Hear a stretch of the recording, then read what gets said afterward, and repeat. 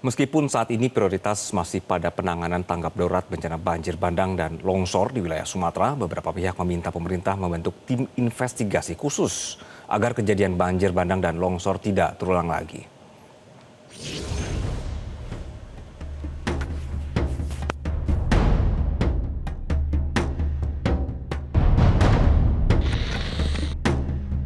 Tidak pernah dibayangkan sebelumnya bagi sebagian warga di Aceh, Sumatera Utara, dan Sumatera Barat.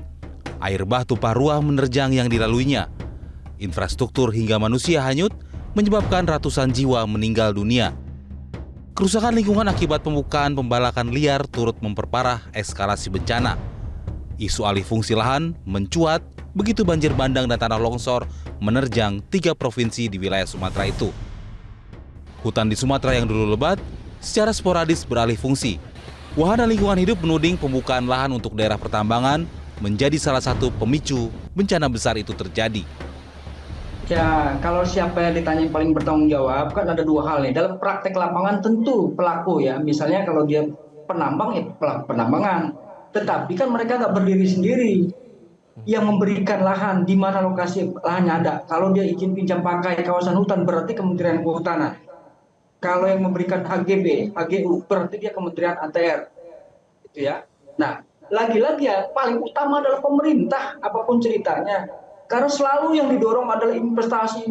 Coba saya tanya, apa buktinya kayak investasi? Bayar utang sampai hari ini nggak mampu-mampu kok. Yang ada ngerusak terus.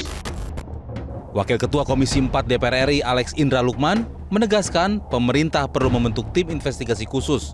Meskipun saat ini prioritas masih pada penanganan tanggap darurat. Alex menilai investigasi tetap diperlukan agar kejadian serupa tidak terulang.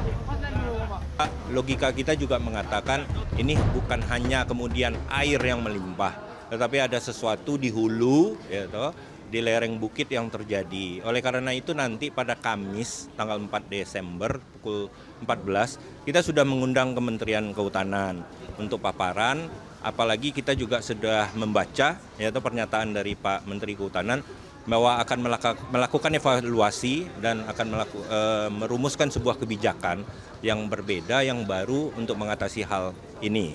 Siklon yang seperti ini apabila sudah terjadi, tentu bisa kita prediksi untuk tahun-tahun depannya mungkin akan terjadi lagi gitu loh.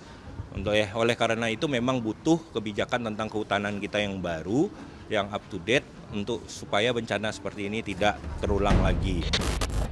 Sementara itu Menteri Kehutanan Raja Juli Antoni mengatakan bencana yang terjadi menjadi indikasi ada yang salah dalam pengelolaan hutan dan lingkungan hidup di Indonesia.